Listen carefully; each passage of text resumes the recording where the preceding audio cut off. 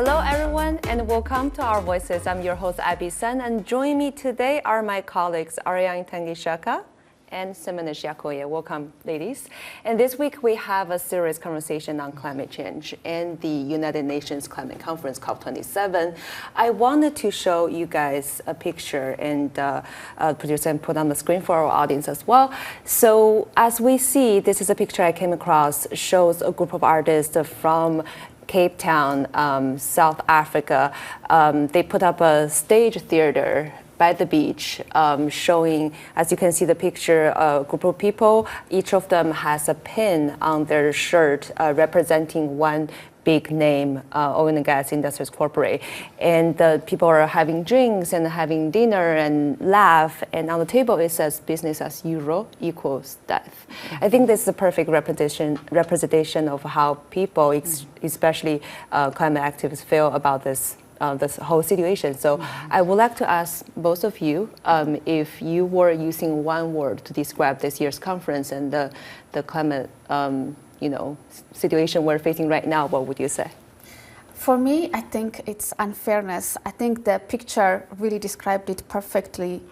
These conferences has been happening every year around the world in all these fancy venues, but climate change is only getting worse, and the people on the ground, the actual victims, are even suffering more. So I think unfairness is the best word that comes to my mind. Right. I mean, that table I was looking at, it says business as usual. And when I think about a word, I mean, for reporters, analysts, and experts have a lot to say about climate change. But when I'm thinking about the rural person in rural Africa, and one common word that I think that they say whenever they hear these meetings happening in different cities around the world, it is probably fruitlessness. Fruitlessness because they're still seeing climate change, they're still seeing drought, lack of rain when it's supposed to rain, they're still seeing floods. And so you can see why they would say it's fruitless. And we've seen that last year, only 29 out of 194 countries came out forward to tighten their national laws when it comes to climate change. So fruitlessness. Right, yeah. I think that's very fair points you guys brought up, and that's something we will talk in today's show. This year's 2-week National United Nations Climate Conference, also known as COP27, ended with more aggressive pledges by governments to achieve many goals aiming at slowing down climate change. UN Secretary General Antonio Guterres says global emissions must decline by at least 45% by 2030 and reach net zero goal by 2050. According to a recent UN report, currently over 80% of the global emissions are covered by these pledges. But how many of these pledges are filled with empty slogans, delays, and toxic cover-ups? Sub-Saharan Africa produces less than only 4% of the greenhouse gas emission, with 75% of the global population not having access to electricity. While prevailing extreme weather and natural disasters are on the continent, sound alarm of accelerated climate change. Oftentimes, African women are the ones being affected most because they're the ones holding family together and the community tight. And on today's program, we'll compare this year's COP to last year and examine how Global North can further assist African nations in achieving climate justice. And most importantly, what role African women will play in the process. The UN Climate Change Conference is being held at a time when Africa is enduring record drought and famine warning in the North and Horn of Africa region, and other severe weather, climate change and flooding in West Africa. Climate change activists are asking African leaders to unite in pushing the continent's agenda at COP27. Juma Majinga reports from Nairobi. Africa produces less than 4% of global emissions, yet still suffers the effects of global warming, including food insecurity, increased conflict, and more severe weather events. These effects can be seen all over the continent. Just most recently, we've seen the floods in Nigeria that have displaced 1.3 million people. We've seen the floods in Mauritania and in the Horn of Africa, both in Somalia and Kenya, we're seeing devastating droughts that are exacerbating famine in the area. A bit further south in South Africa, we've seen the KZN floods that occurred between April and May of this year.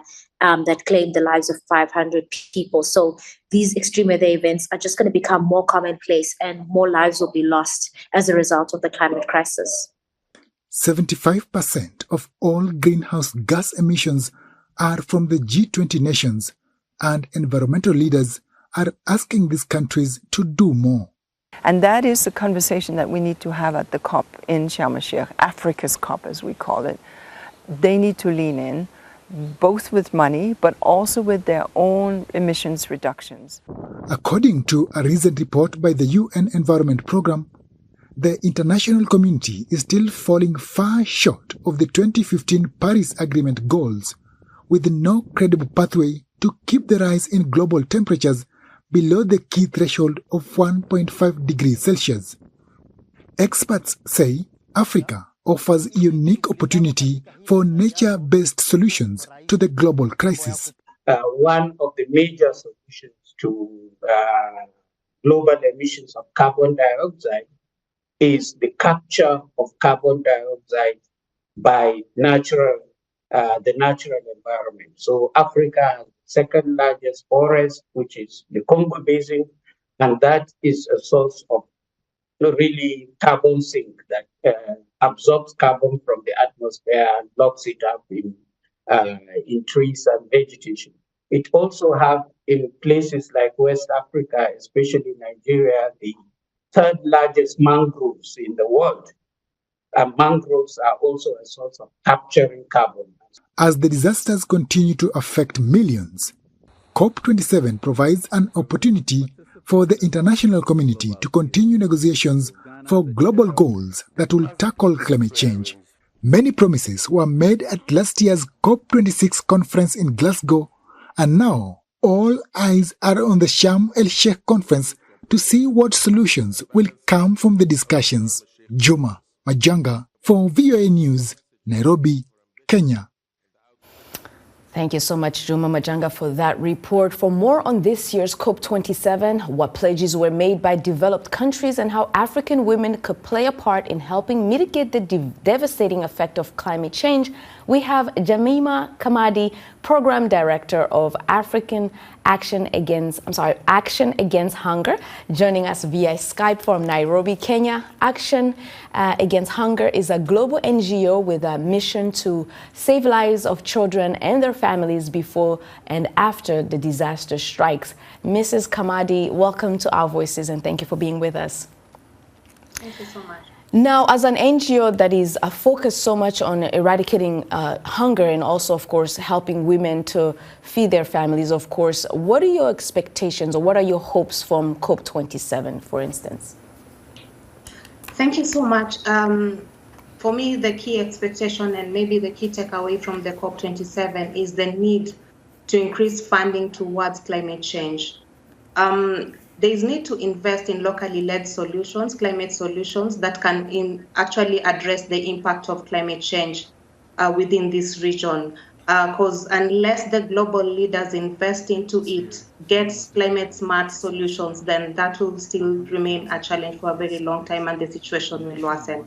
So for me, it's about increasing funding towards climate change and being able to invest more in locally led climate solutions. Mm-hmm. Ms. Kamadi, during this COP27 meeting, the Africa Development Bank president made a remark saying Africa should be able to continue using natural gas resources in order to balance the energy supply. Do you think, can Africa afford to shift to renewable energy at this time? If not, what will be the impact? For sure, yes. I know we are not yet there, but Africa needs to be allowed to use renewable energy. A lot of investment needs to be done, and in this it calls for pooling resources together to be able to to be able to come up with innovations, as there are opportunities for climate smart renewable energy to be used within Africa. So yes, they need to be given an opportunity, an investment to be done, to be put in place to ensure that this happens, and all support gotten to promote the use of renewable energy in Africa. Earlier, you said you were hoping to get more funding to support local initiatives, local efforts. From your line of work, your experience, how women in Africa are disproportionately being affected by climate change? First of all, just to look at how women are being affected. When you look at women, they are always on the front line of being affected on issues climate change. They are more vulnerable, and with the increasing impact of climate change, you find that their roles and responsibilities increase as the workload is upon them in terms of making sure that they are taking care of the well-being of their families. So the challenge is becoming more intense to these women, as we've seen, like, for example, the worst drought that is ongoing currently. And combined with other effects like COVID and the rising food prices, you find that the women, with the increased competing ability towards the limited resources that are there, you find that the women are the ones who are being pushed to look for firewood. They are being pushed to fetch water, walk long distances, being exposed to protection issues, and also towards gender-based violence. So they become more vulnerable as they tend to work towards feeding their families. So with this, they're not. They are the ones who are carrying the burden towards addressing issues of climate change, especially at household level. Thank you so much. We want you to stay with us to watch an interview with us. We interview some of our audience from Somalia and Kenya to learn how climate change is affecting the daily lives of ordinary people.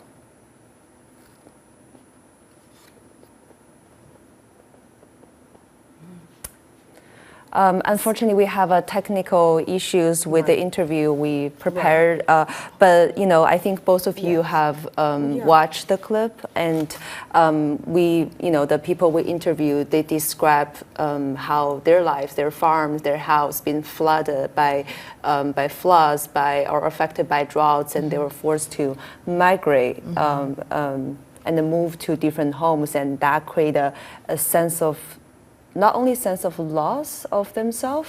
I think our interview is ready to play, and let's watch it together. When our farms are carried out by the floods, and sometimes when there is lack of water, which brought a strong impact on us, we were forced to migrate to rural areas where we don't belong. No water, food, we are suffering. Our homes were flooded. We now live in misery. There is no place to worship. We don't have jobs. We migrated from our homes and live in other people's homes. We have nothing. We are thirsty, suffered, hungry. The farms were flooded as well as the houses. So we are requesting if there is any help that we can get. The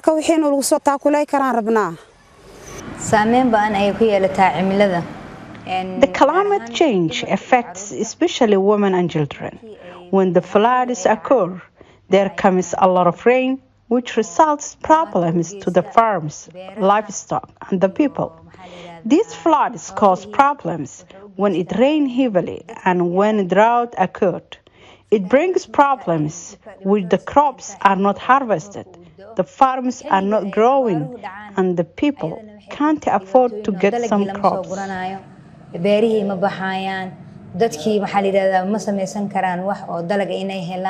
Okay, climate change has brought about severe droughts, especially in some counties that we come from. Kitui County, rain is no longer consistent, so farming cannot be anticipated.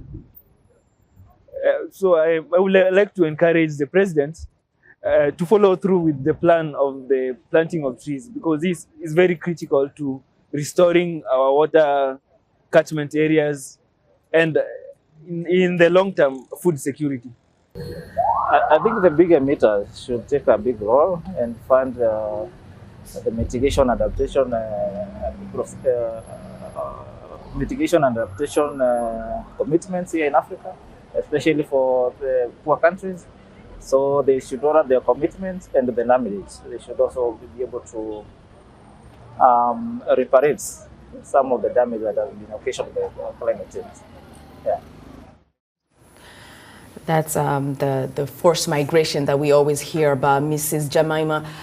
This situation, I'm sure it's going on in many places, especially in East Africa where you are. And I always like to ask what programs are that you have that can be replicated in different parts of the continent that are seeing forced migrations. What are some of the programs that you have? Currently, as Action Against Hunger, we are responding to the impact of climate change in different ways. And for us, looking at issues addressing hunger, as hunger has come as one key issue that is coming out from effects of climate change. With this, we are working towards enhancing climate smart interventions that are able to respond to these issues. For example, we are working with women to ensure that they are able to address issues of hunger at household level. For example, some of the interventions that we are doing as an innovation is, for example, the non-receding water in South Sudan. What we are doing is we are trying as much as possible to build the capacity of the communities to be able to plant rice and be able to harvest, and for both for household and economic use. We are looking at raising climate resistant, we are using building the capacities of communities and women to keep climate smart goats, what we call gala goats. With this, they're able to produce at a faster rate and also being able to produce adequate milk for women at household level to be used and enhance their food security level. We are working towards building the capacity of women to be able to be able to participate in decision making, being elected into positions whereby they can make decisions in regards to water management. And with this, we've seen women being brought into water committees and have a say into sustainability of water sources within these areas that we are working in. As we so we have had 26 COP meetings before, and we are just concluding another one. So from what you have seen from these meetings, is there anything promising that is coming out to help the actual victims on the ground that you work with and that you have seen in Africa?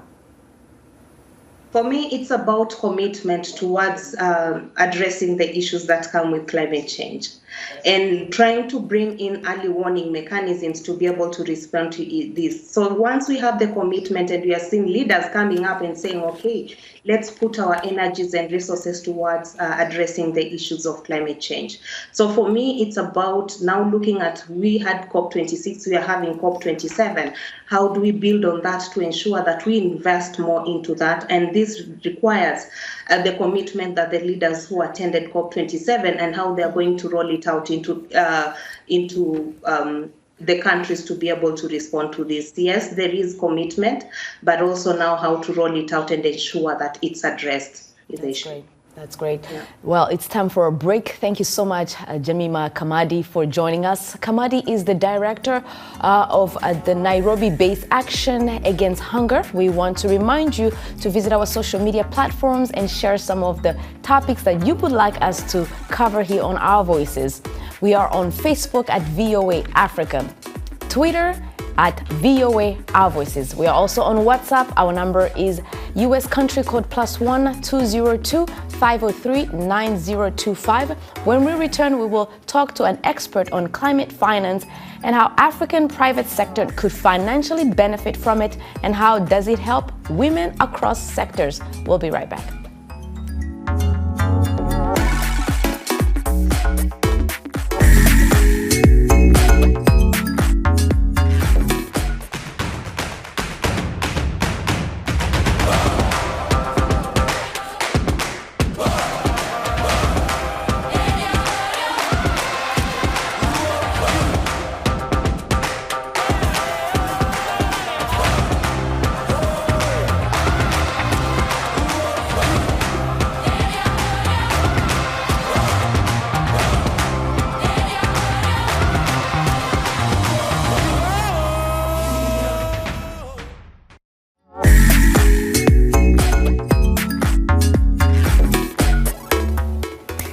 Welcome back. You are watching Our Voices. This week we are reviewing the outcome of this year's UN Climate Conference in Sharm el-Sheikh, Egypt. One highlight during this year's COP event was an initiative providing opportunities for African countries to generate and trade carbon credits. Experts say this initiative could be a game changer in mitigating climate change effects while generating economic growth and empowering and involving more women in this battle. But first, let's look at what carbon credit is. Carbon credits, also known as carbon offsets, is a plan designed to curb greenhouse emissions from an organization or individual and encourage sustainable projects to capture carbon emissions to collectively stand against climate change. One credit equals 1 metric ton of carbon dioxide, or the equivalent in other greenhouse gases. An organization or person can buy carbon credits to decrease its carbon footprint. Now, what's a carbon footprint? A carbon footprint is the total amount of carbon dioxide and other greenhouse gases the activities of a person or an organization generates. It includes both direct and indirect emissions. Revenue generated from the purchase of carbon offsets is often, but not always, invested in environmentally friendly projects. Nations or companies are allotted a certain number of credits and may trade them to help balance total worldwide emissions. The first international carbon emissions reduction protocol, also known as Kyoto Protocol, was developed in 1997 by the United Nations Intergovernmental Panel on Climate Change. Carbon offsets is also a way for high-polluting countries to financially contribute to developing nations in fighting climate change. Now join us via Skype from Sharm el-Sheikh, Egypt, is South African activist Mokoma Lakalakala. She's also the director of Earth Life Africa at the Johannesburg branch. Lakalakala, along with her fellow activist Lise Mekdad, were awarded the 2018 Goma Environmental Prize for African region for their work in using the course to stop a Russian South African nuclear deal in 2017. Mrs. Lakalakala, welcome to Our Voices. Thank you, and thank you for hosting me. Of course, as we can tell, you are still at the venue of COP27, and you've been there for 2 weeks. So, you know, one of the talking, like a topic people have been discussed is the African carbon markets initiative, and many countries have already announced they're going to scale up their carbon trading market. We wanted to hear what's your take on this. Thank you, and thank you very much. The issue of carbon markets, it's not a new issue. I think this is an issue that stems back long ago. But then our concern is much more that the carbon markets are used so that those who have been polluting, those who have caused the problem that we find ourselves in of a climate crisis, to continue polluting. If the carbon markets as they are presented are being used, particularly African countries, I think this is not the right action to mitigate against climate change, because this would not be of benefit at all to us. It is just like absorbing the emissions of other countries, and that's not going to help us at all. So that means anything can happen on the African soil, and we bear the brunt of that. For an example, part of what the carbon markets preach is the carbon capture and storage. And that carbon capture and storage, meaning that carbon is going to be absorbed from the atmosphere and then being put underground, under the soil. So that has got really negative impact on the soil. That has got really negative impacts on the environment and the ecosystem around that, because the ecosystem was not meant to have carbon underground. But then when this happens, that would mean like countries like China are going to pollute more, or they're going to find markets of fossil fuel industries in Africa. And this cannot be allowed, because for now, the world is moving towards a just transition. It's pivotal, it's important that we all move towards a low carbon emissions or a low carbon economies. But with the carbon markets, that's not going to provide that. Though even Africa has not been the major polluter, but the carbon markets are not going to assist, and this is going to actually pollute more, not reduce the greenhouse gas emissions. Let me ask you here. So you are arguing that carbon credit is not going to help cut or stop climate change eventually or in the long term. So what should be the solution, especially for African communities that are being hardly hit by impacts of climate change? We do have the solution, and the solution, this is what most of the northern countries are using, those who want to invest in carbon markets in Africa. The solution here is a transition. The solution here is more investment in renewable energy technologies. I think it doesn't need anyone to have a PhD to understand that Africa is one of the hottest continents. The heat is, the sun is continuously there. So renewable energy technologies, particularly solar and wind, would be the best as an alternative rather than having carbon markets. So we welcome renewable energies, but they should not come in as a disguise or locking us into accepting much more fossil fuels like gas, coal and nuclear in Africa.